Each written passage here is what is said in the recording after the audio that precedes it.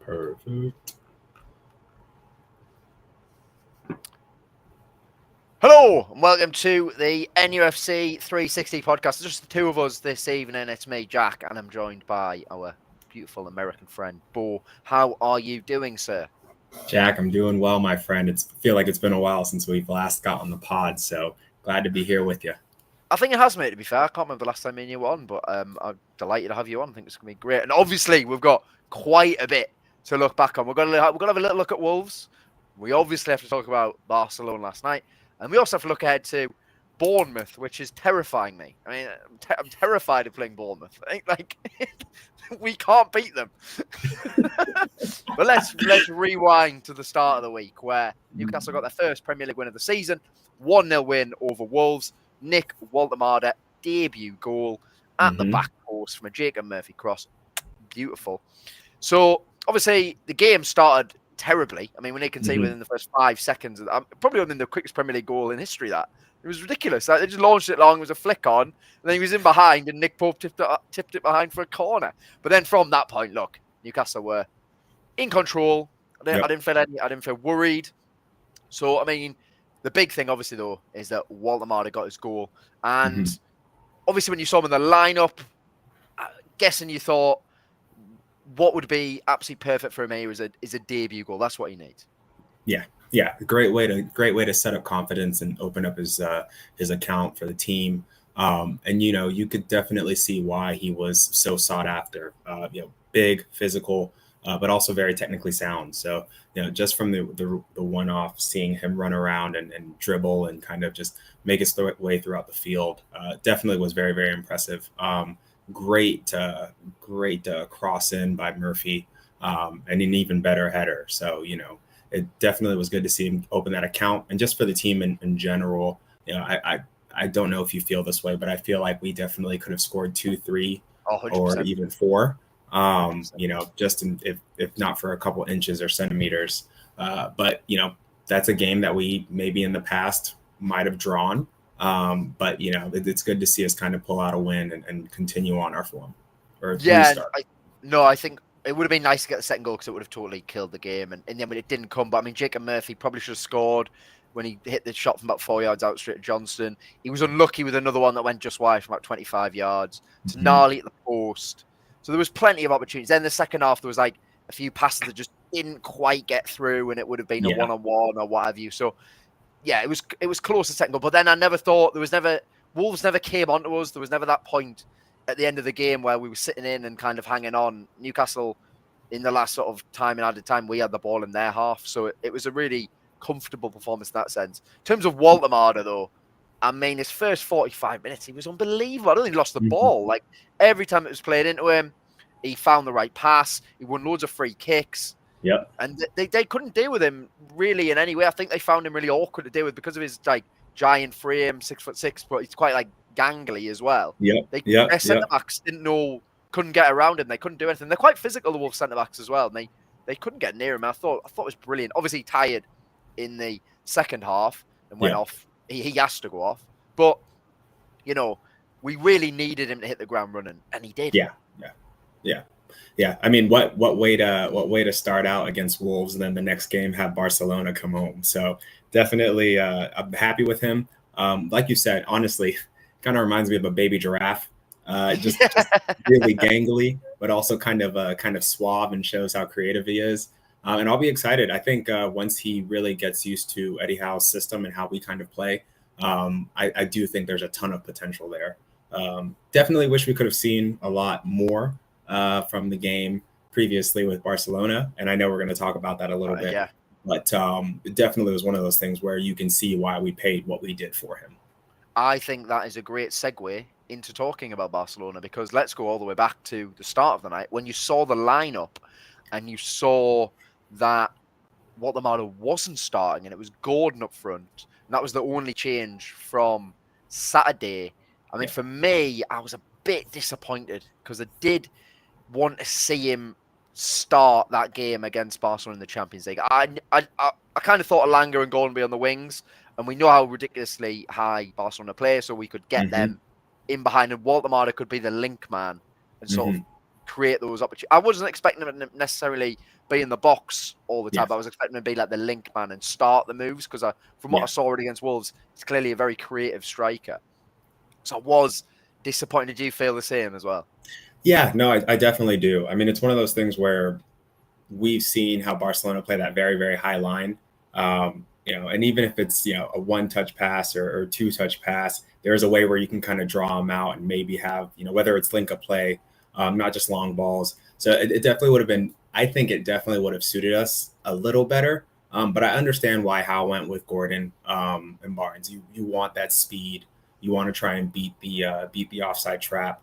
And we saw it happen with some success. I think we had maybe 3 or 4 offsides, but when it did work and did come off, we were on the counter, we were on the break. So definitely, hindsight is 2020. I was saying that yesterday, but I think I can understand why Howe wanted to make that decision. Yeah, you know what? What I will say is I don't think Howe picked a team in any way with Bournemouth in mind, because I saw some people suggesting that he was thinking about Bournemouth on Sunday. I mean, I'm sorry, we're playing Barcelona at home in the Champions League. Like, there is no way that he didn't pick Woltemade with that in mind. He picked Gordon, Alanga, and Barnes as the front three because he believed that was going to be the front three that was going to exploit Barcelona's high line. And you know what? In the first half, and in the first 60 minutes, it sort of did, to be honest. So let's obviously let's go to the atmosphere. I mean, wow, war flags once again. We got to give them a round of applause because every time they just create something really special. And fair play to the fans as well. They were asked to get into their seats 10-15 minutes before. They were there. The flags were waving. It was so loud. And all I've seen today is Barcelona fans, players, Hansi Flick, all talking about how good the atmosphere was. And I think Frankie de Jong nailed it. He said that these are proper football fans who react to proper football moments. So because you do get the sort of the European fans who are chanting the whole game. They could be 4-0 down, 5-0 down, whatever. They are chanting the whole game. The Newcastle crowd is a bit different to that because they went quiet at 2-0, which is understandable. However, they got going again. Not even when Gordon scored, they got going again before that as well. I think it came in the last 10 minutes. It was like, come on, lads, another push. So I appreciate that comment from Frankie de Jong because he clearly understands what the Newcastle crowd is. And I mean, obviously, I wasn't there. We weren't there, but what was it like watching it? I felt like they portrayed it really well. I think of how loud it was. I was gonna say it was amazing. I mean, from the one off from the beginning when the Champions League anthem played, it was one of those things where you could just tell the crowd was up for it. A couple of the guys in the group were there, and you could tell even just from the videos they were sending, it was massive. Class as always. So it was nice to see. It was nice to see people who were in the crowd actually be up for it. Especially the first 15, 25 minutes. You could tell how loud it was, and you could tell just how shaken Barcelona was in terms of from the beginning. No, and then, the start of the game, the Newcastle press was off the charts. Remember, there was one ball that was played back to Johan Garcia, and he had about a second before Gordon would have nipped in. It probably wouldn't have led to anything. It probably would have went behind for a goal kick. But it was just that pure intensity, and Barcelona were absolutely rattled. And look, Newcastle created 2 massive chances, and we are talking about huge chances. Lovely move down the right-hand side into Alanga, who we'll touch on a little bit individually as well, but into Alanga. He picks out Gordon, perfectly. I mean, people can criticize crosses sometimes. That is like the perfect cross. It's like, there you go, son. You're 8 yards out, put it in the back of the net. And he missed the ball. I mean, not like he didn't get a shot away. It didn't even go down as XG for Newcastle because he didn't actually make contact with the ball. I couldn't believe it. I genuinely couldn't believe when I saw it. When that happened, I said to the group, and you saw it, I was like, a chance like that is one where a Gordon who has played the last 2 games probably buries it and probably scores. And if we do have a center forward who actually plays center forward, they probably bury that as well. So definitely a little bit of rust. But let's talk a little bit about how you were talking about Alanga. A lot of people have been slating him online, which is a little odd to me because I thought he's been one of the better players on the team. I mean, obviously everybody's taking a little bit to get going, but last couple of games he's putting in crosses. He's running down the field. He's taking on his man. And we haven't had a true center forward to be on the edge of that. We haven't had a true striker to be on the edge of that and bury those chances. I think he's been doing a great job. Obviously, Jacob Murphy everybody calls him the Charger, and that is what he is. Yeah. But I do think that the competition between the two of them, they each bring something different. And I think Alanga's done a great job, just from when we signed him. I'm glad you mentioned Elanga, because the criticism I've seen of him is mental to me. I don't get it at all. I mean, if you think about the Villa game, I know he missed the one-on-one, but he was so dangerous throughout the whole match. He was creating problems. He played the ball through for Gordon, then Konsa fouled Gordon for the red card. And then we go back to Liverpool. Absolutely tore Kirkes apart. Mm-hmm. He delivered some unbelievable crosses in that game as well. Again, Norm was on the end of. And then last night, I mean, as I said, definitely should have had an assist there. And he should have probably had another one where he put it in for Barnes. Again, it's a perfect cross. It's and Barnes makes contact with it. It's probably a bit unlucky in the sense that he's made a good contact with the ball. He just hit it at the near post. If he goes far post, probably is a goal, because Garcia is kind of coming across to his near post already. Yeah. So Elanga, as when he joined, I think a lot of people were like, that is the kind of perfect Eddie Howe winger, and we're already seeing it. And I know it's no goals, no assists so far for him, but he should have about 5 assists. And this is why assists annoy me though, because he's putting them on a plate for the lads, and then not putting them in. He can do no more. He can do no more than that. As a right winger, as an electric right winger, all he can do is burst past his man and pick out someone in the box. He's done it loads of times this season, and no one's better to finish it. So that's been annoying me, really. And then obviously, after the ridiculous start, Newcastle should be 2-0 up. We're not. Yep. Barcelona come back into the game. They start knocking it around. Pedri, I mean, wow. Class. Genuine, I mean, wow. Frankie de Jong as well. Wow. 2 just ridiculous midfielders. I don't think they lost the ball. Genuinely, I don't think they lost the ball. And our midfield didn't play badly. I thought Joe Linton was bad on the ball, but off the ball, I thought he did what he usually does. I thought Tonali and Bruno were good. Maybe not. Bruno probably wasn't at his level. I thought Tonali had a really good game, and they were nowhere. It wasn't like they played badly. Pedri and Diop, they just couldn't get near them. It was unbelievable. Yeah, just a cut above. I mean, just a cut above. That's we know that Tonali and Bruno both are world-class players. Maybe just entering into that phase, but for Pedri, for De Jong, we see why they are where they are. Yeah, and obviously. But what I will say is, despite Barcelona started going in the game and Newcastle had to defend really well, there's a few last-ditch tackles, interceptions on the edge of the area. I didn't feel I can't remember Nick Pope making a significant save at 0-0. I don't think he had a significant save to make until the Fermin Lopez one right at the end of the game. Meanwhile, Johan Garcia had a couple of significant saves to make. So even though you saw their class and they were getting into dangerous positions, I still never felt worried necessarily. I felt like Newcastle were dealing with it well, and we were having our breather almost. We were going back into that 4-5-1 that we're very good at, and we limited them to nothing really. And you get to half time and it's 0-0. You're like, right, we probably should have scored here, but Barcelona equally have not created too much. So at half time, I don't know how are you feeling at half time. Yeah, it's funny with Garcia. I see now, I don't even know, and I don't know if if those links were true during the transfer window this past. I know he was linked with Newcastle, wasn't he? Yeah. But I can see why they looked at him and they definitely wanted him, because he was very composed. I think there was maybe 1 or 2 times when we had the press on him, and I don't think it was an errant pass, but it definitely was a hurried one. But you could see why. Okay, this is a goalkeeper who may be talked about a bit down the line. And it is like you said, it's 0-0. We probably should have buried those chances. I wouldn't have been surprised if what happened was the crowd got a little nervous just in general. You and I have both seen it, in a number of games. We have those chances that pop up on a platter, chances that people probably should finish, especially early in the game. And you get it, momentum. If one of those goals goes in, things start rolling. But if none of them go in, you're kind of like, all right, is it our day? Is this match going to be our match? And I think it kind of played out the second way as the second half kind of started. So, it was definitely cagey. Definitely one of those ones where we were hoping for some type of breakthrough. But fair play to Marcus Rashford. He always seems to score against us. And that first goal was both of his goals were class, if I'm going to be honest. Yeah, I think before we touch on Rashford, because we do deservedly need to obviously speak about him. The Fabian Schär injury just beforehand, where he got smacked. Oh, well, I've lost my partner.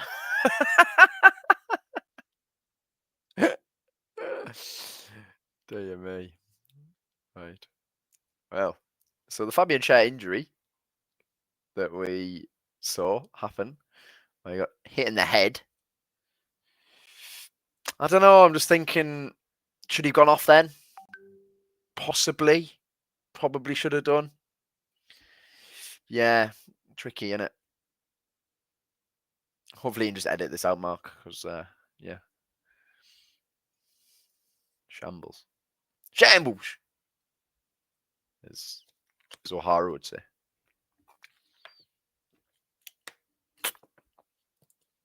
It's live. Oh, great.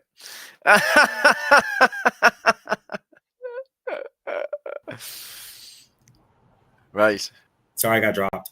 No, sorry. It's all right. I didn't actually realize we were live, so I've just been going shambles and stuff like this. So brilliant, absolutely brilliant. No, it's all right. Yeah. So Rashford. Before we talk on Rashford, though, I was going to say about Fabian Schär's injury, where he gets smashed in the head by Rashford's shot. I don't know where Rashford's shot was going. I think it might have been flying into the Leazes Park, but still, it's absolutely knocked him to the ground. They do a concussion check. He passes it, and then he's a bit off him for the goal. Like, he's not even remotely near him. And Schär, although I think sometimes defensively he can switch off, and I don't want to like totally alleviate the blame here. I do think Schär had a really good game defensively up until that point, and I don't think he would have been off him. I do think it had an impact, because then he went down about moments later and he couldn't carry on. So should Newcastle have just not took the risk? Because we know Schär gets head injuries basically all of the time and just stays on. Yeah. Concussions, it's a difficult one, isn't it, in football? Because if he passes the test, he passes the test. But is it a case of should they have not took the risk? Or is it me just saying that because we conceded the goal and Schär was at fault for it? So yeah, it's funny. Each sport, just in general, not just football, but you look at American football and the concussion protocols and some of the stuff that goes on, or even basketball, each sport handles it so differently. And football seems to be one of those ones where there's still a lot of work that needs to be done. Because there's a numerous amounts of time where Schär will get hit in the head or something will happen, and you kind of are like, man, I don't know if he's going to be okay after that one. And like you said, that ball from Rashford hit him square in the face. And it was one of those ones where, I think now at this point, when you look at Schär's age, he's what, 32, 33 now. Yeah. It's one of those things where I look at it and I think, man, one, I don't know how much longer he's going to be playing, but two, we have Malik Chow now. It's one of those things where we have somebody who's actually competent enough to come in. And if that is something that's going to happen, is it worth it for him to keep playing? Obviously, as an athlete, he wants to keep playing. As a football player, he wants to keep playing. I probably would have taken him off, but mainly just because the defensive line at that point had gotten a little bit stale. I mean, you look at the line in general. You have Trips, you have Byrne, you have Schär. Everybody's over 30, and then you have Tino, who's younger, but still at that point, they've got fresher legs. These are guys who are not even the fastest line in general, back line in general. So it is one of those things where could we have made those changes a little bit earlier, instead of going 1-0 or 1 down and then making 4 changes immediately. Which, in hindsight could be seen as a little panicky, but maybe Hal had some type of plan that he wanted to implement when that happened. Yeah, and then obviously we did make the 4 changes. Woltemade came on, Malik Chow came on, Willock came on, and Jacob Murphy came on. So they were obviously the 4 changes. And then we immediately went 2-0 down to an absolute screamer. I mean, first of all, Burns' clearance to him is poor. Burns should do better, 100%. But then fair play to Marcus Rashford because he's got Tonali on him. Sort of just about, he's running away from goal. He's got no right to score from that. He's somehow like gets it, so like dips up and then comes down and smashes the crossbar and goes in. It was like, you know what, fair play. That is ridiculous. What a goal. And like Marcus Rashford is a player who we know how good he can be. Yeah. And this move to Barcelona, I feel like he's realising what an opportunity he's actually somehow got despite having such a poor year last year and when just being dropped entirely. And then I'm going to Villa. And the season before he was terrible in Ten Hag's team as well. So he's had like 2 seasons of basically doing nothing. But shows you the quality he's still got. And I feel like he's realising that. And I thought he was good in the whole game, to be honest. I thought he was even good in the first half. There was a few things that didn't quite come off for him. Yeah. He looked lively, looked dangerous. And then comes up with 2 brilliant goals. You can't even, I don't know. Obviously, I say shares maybe a bit off with the first one. Don't know what we can do about the second one apart from Burns' clearance.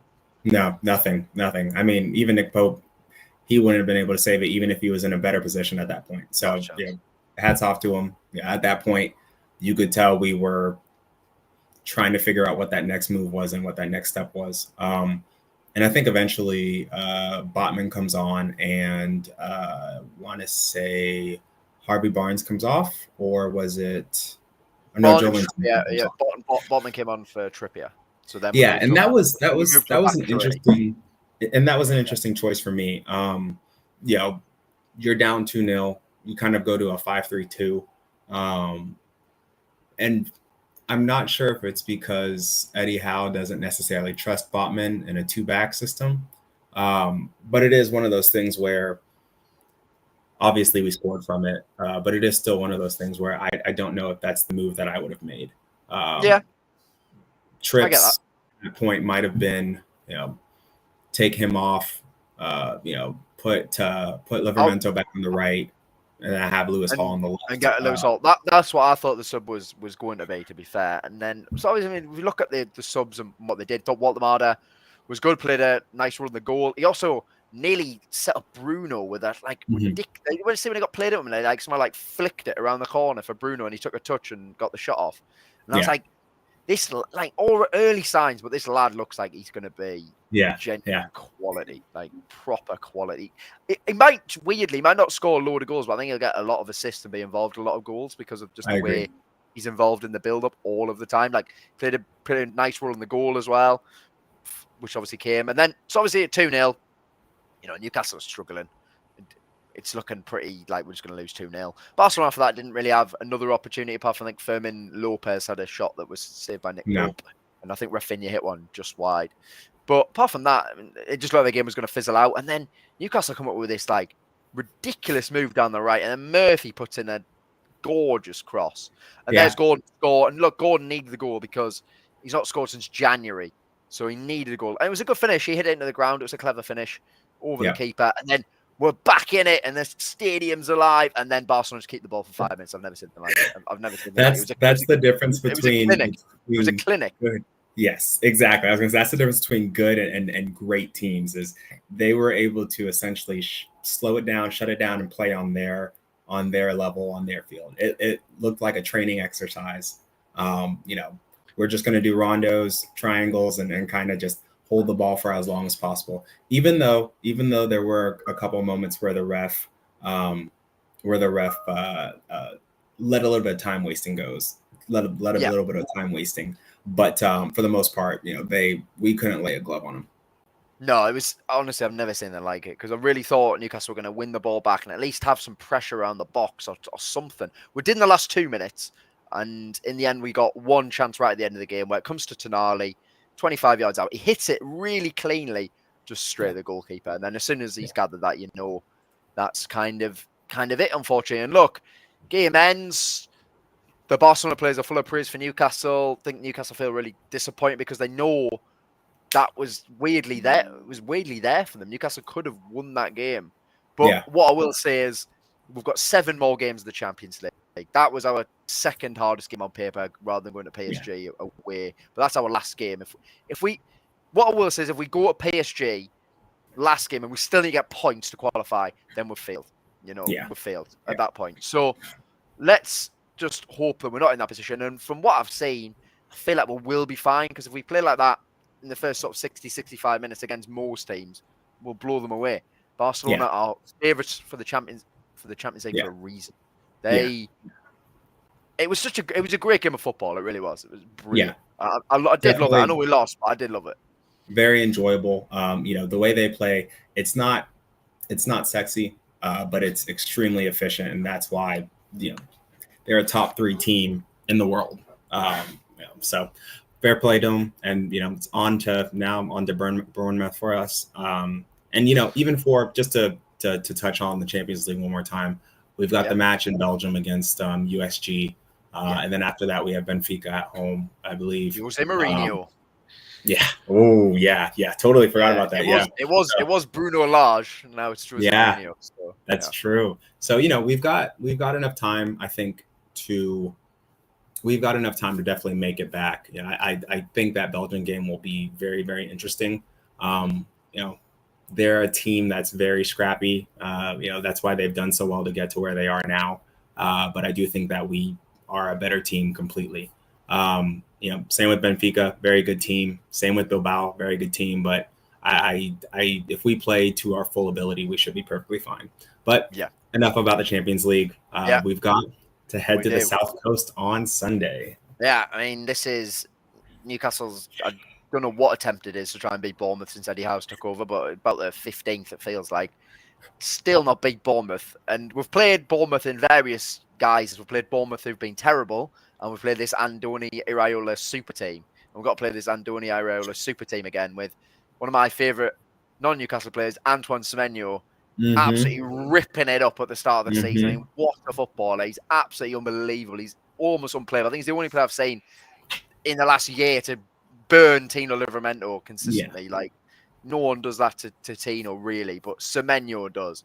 And you know what? When I saw it on the fixture list, I was like, it's a nailed-on loss. It's just a nailed-on loss. Like, we've got Barcelona on Thursday, and we'll play them. Yeah, it's rough. This is going to be. It'll be an interesting game, and it's honestly fair play to Iraola, because they lost everybody, whole back line except for one. Four of the back five. Literally everybody. And the guy who stayed is Adam Smith. No disrespect to Adam Smith, but of all of the players they had, do you know what I mean? Okay. Yeah. See, I mean, they've lost everything, and they haven't dropped a beat. Aside from losing to Liverpool on opening day, they've grinded out wins. I think beat Brighton, beat Spurs. Oh, by the way, that 1-0 against Spurs is one of the most one-sided 1-0s. Oh, really? Yeah. They absolutely battered them for the whole game, and it was at Tottenham as well. And Frank's team couldn't get near them. It should have been 3-4. Genuinely, they destroyed them. Like, they're so good. They are. I was gonna say when they're on it, even though they've lost that back line, Semenyo, Kluivert, even Tyler Adams in the midfield, and then you have Evan Nielsen who can come in with the ball. Yeah, they are all players that I would not mind having at Newcastle United. So it's one of those things where I'll be very interested to see how Eddie Howe approaches this game and who he puts out in the starting 11. A part of me is like, well, we have Bradford City after that. Are we going to rest some folks in the midfield? Give somebody a bit of a break. Is this a game that Lewis Miley gets some time? Joe Willock, I don't think it is. I don't think so either. I think it's a part of me wants to see that rotation, but at the same time, in the league, we really do need to. We finally have gotten that first win, and everybody's finally talking about how the season's officially started. I would love to go as strong as possible in that starting 11. So what would your 11 be then? So I would say Nick Pope in goal. For the back line, I would probably honestly go Tino, Byrne, Chow, since Shar is out, and then I would actually go Hall. Yeah. I would bring Hall in, give Trips a bit of a rest. In the midfield, I would go Sandro, Bruno, Joelinton. On the right, It's tricky. The this right is wing. yeah, this is the tricky one. To be honest, on the right, I think I would actually go Jacob Murphy on this one. Okay. Up top, I would go with Nick, and then to the left, I would go with Gordon. And not Okay. to slate Harvey Barnes, people have been Gordon's slating him suspended, online. mate. Gordon's Oh, suspended. We that's right. can't. Yeah, that's right. Yeah, that's right. I Yeah. forgot he still has one more game left in the league. Yeah. So I would go, Harvey Barnes on the left then. So, and I don't.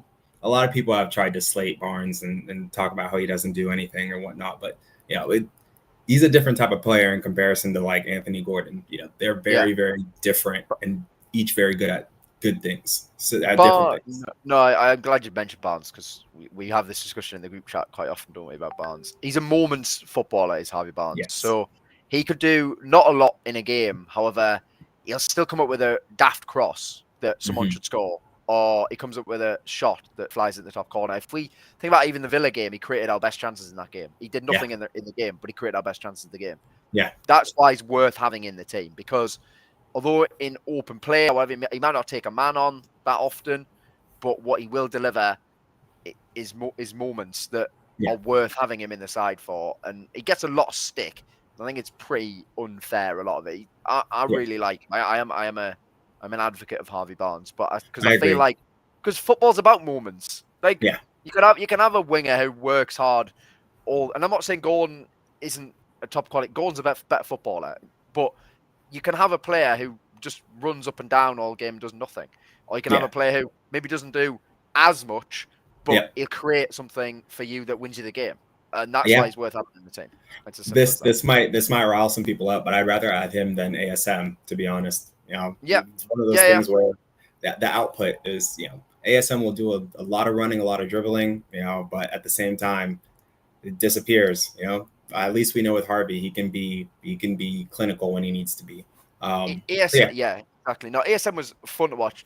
Loved watching. Brilliant footballer. Barnes is a more effective footballer, and will deliver goals and assists. And ultimately, that's kind of what we need from our wingers. I think. Well, another thing I always say with Barnes is people say, "Oh, he's better as a super sub." Last season, he scored 1 goal as a sub. I don't know where this comes from.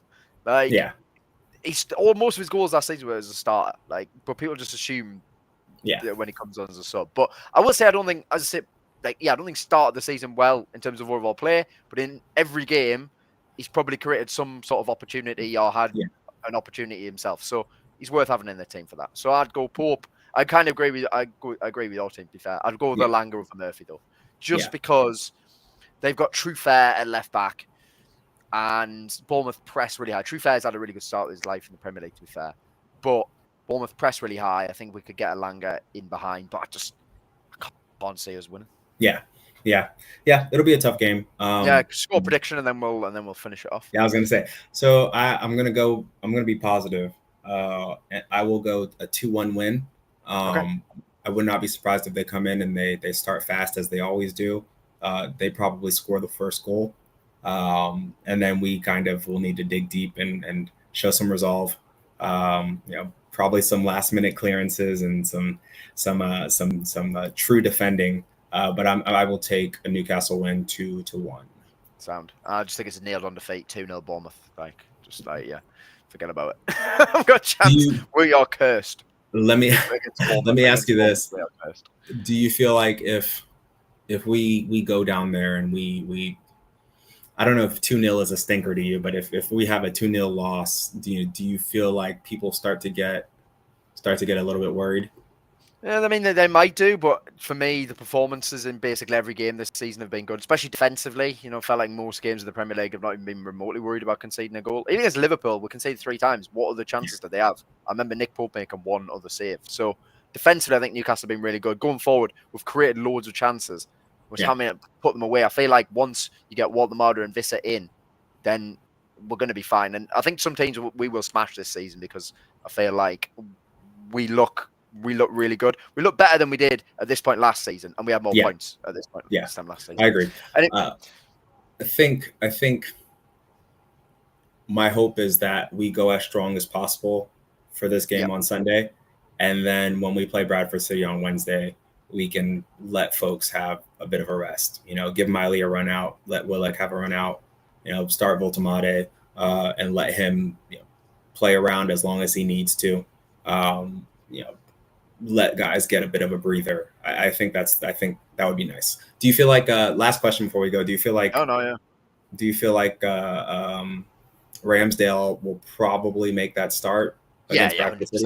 100%. 100%. I assume Ramsdale start, and that's absolutely fair. But we are the defending champions, so we can't be losing to Bradford. But I think Howe will pick a team that's a mixture of sort of regular starters and then maybe people who are a bit on the fringes. But we'll have to see what happens. But anyway, Yeah. Paul, it's been an absolute Yep. pleasure. We've gone through the last week of Newcastle United. It has been great. So pleasure to be with you again, and we will be back at some point next week. But remember to Yeah. like, subscribe, and share. See you later. Yep.